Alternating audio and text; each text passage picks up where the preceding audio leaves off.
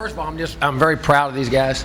Just the way they competed in the game and overcame the adversity. I'm not happy about the situation we put ourselves in, and sometimes in opening games, though, you never know.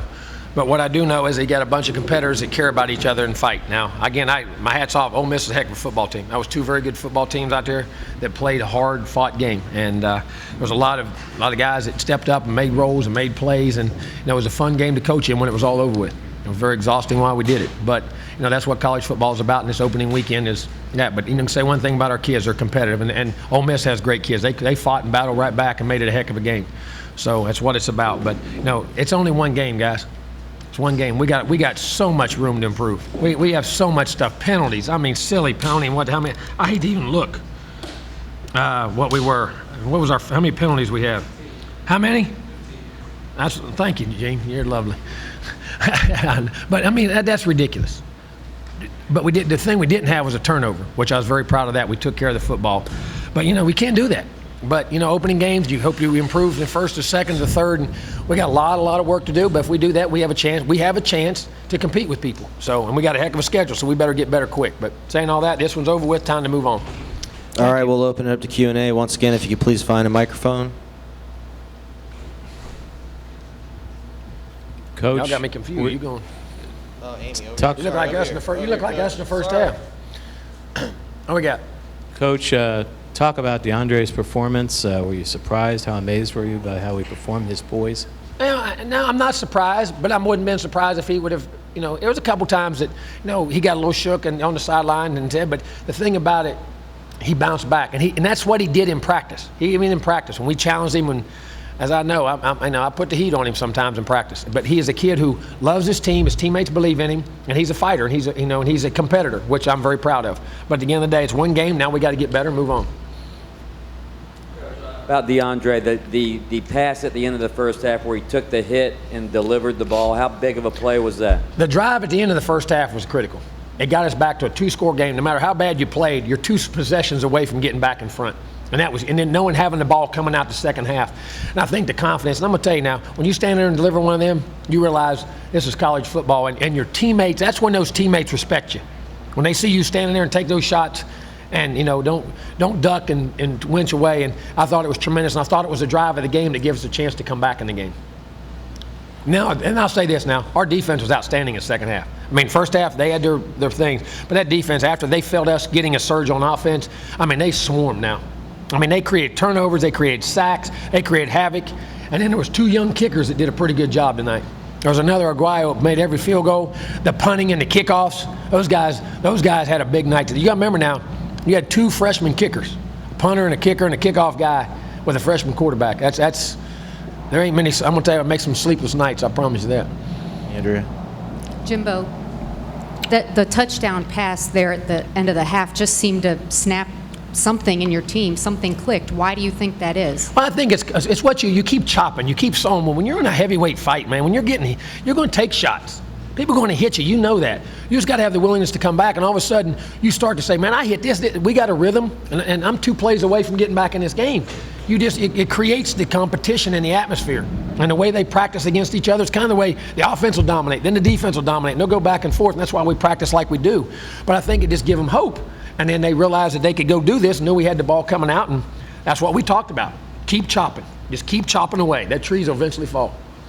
Jimbo, the middle of that field was wide open. I'm sorry? I said, Jimbo, the middle of the field was wide open in the first half. Nothing in the second half for that Ole Miss offense. What was the adjustment that was made? Our alignments. Big thing, we changed some coverages a little bit, but we got it lined up. See, as crazy as this sounds, alignment, assignment, technique. Line up in the right place. If you're a foot wide, 2 foot wide, you give bad angles. And football is about angles. It's a low to high game that's created with angles. And as soon as you lose an angle, a guy gets on top of you, he can expose you. And that's what we're doing. Our alignments were better. We got our guys in position. They were making the reads. Their eye discipline got better, and it made it tougher to throw the ball in the middle of the field. And then their assignments and technique got better. Jimbo, going back to DeAndre, I know you've kind of talked about what you've seen from him at practice and whatnot, but what was kind of the worry coming in? Because it's one thing to do it in practice with a script, but it's another to actually do it in a game with a live defense coming at you. Well, not just that, but the poise of the game and feeling the pressure if you're behind like he was, and bringing it back and not trying to get greedy. You know what I'm saying? The thing I was so proud about, even though we got behind, that he kept playing the plays and just taking what they give him. He didn't force things down the field, you know what I'm saying, and say, I got to go make it up all at once. And he showed a lot of maturity that way and composure to just keep and trusting his teammates, and his teammates kept trusting him. And that was the one thing this group never broke. What I'm saying is they kept trusting each other and playing for the guy beside them, and they just kept playing it one play at a time, and like I said, it kept sawing away until they got a chance to get back in it. Coach, for those of us that can't wait till Tuesday, can you tell us what you said to your team at halftime tonight? No. You got to bleep, bleep, bleep, bleep, bleep, bleep, bleep, bleep. I'm going to tell you that right now. You know what's bad? I think Showtime's got it on air. I'm not going to say. We challenged them. Listen, one thing we're going to we're going to compete. I'm not going to play guys that don't compete. I'm not built that way. I wasn't wired that way. And we just wanted to we got our minds made up at halftime. We were going to compete in the game in the second half and do things the right way. That's the way I said it nicely.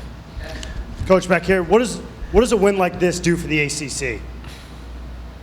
I mean, just gives you credit. I've been saying the whole time we have great credibility. That was a very good Ole Miss team, and we make so much about these conferences, and it's good. It's like my side. Listen, they're a good team. We're a good team. We both have good conferences. I've been telling y'all that. Now y'all write all your stories and do all your who you predict and all that stuff. There's good football in the ACC. There's good football in the SEC. There's good football in the Big 12. But it gives us that and a recognition that we can play with those guys. And we've always said it. And in Florida State, we feel like we can play with anybody. Coach, last week during game prep, you were talking about DeAndre Francois and his role as a game manager and how that's not a bad title, but DeAndre also broke off 30-yard runs tonight. Were we seeing the game manager or the playmaker or a combination of the two tonight? A game manager is a playmaker. That's what I keep trying to tell. Everybody says Tom Brady and Peyton Manning are the two best game managers in the history of football, with Joe Montana and Johnny Unitas. They manage situations and they take what's there. When their legs let them run, they run. When they throw the slant, they throw the slant. When they throw the go, they throw the go. Everybody puts game manager as a tag that means you can't play. That's not true. And playmakers don't mean that you're wild. You know what I'm saying? But what I loved about him, he managed the game, and when the opportunities were there for him to make plays, he did. And to me, that's the key. That's what playing quarterback is. Managing the game, taking what they give you. You can't, listen, I can't throw a wide open post if there's two safeties back there. I got to check it down, go the next play and play. That's called a game manager, but it's also called making plays. And he made them with his feet and his arm. But more importantly, he made them with his mind. And that's the key to playing quarterback. Andy? Jimbo, you had a drive in the third quarter where you went on a long touchdown drive with Dalvin on the sideline. How much confidence does he give this offense that you don't have to rely on him to score? It's great. I mean, like I say, what did he have? What did he end up on tonight? 91 yards, and he caught a bunch of balls, didn't he? He had 100 yards receiving. He had 200 yards of offense, and you feel like, and we just feel like he wasn't there. I mean, think about it. Now, how good is that? And it shows you his versatility, what he can do, what he is, and then. But it also gives you that there's a lot of other playmakers on this football team, and a football team, to be a great football team, you have to do that. You're going to have to spread the ball out, and people are going to take him away. And that's why the emergence of a lot of those young receivers caught balls, or tight ends caught balls. It was big.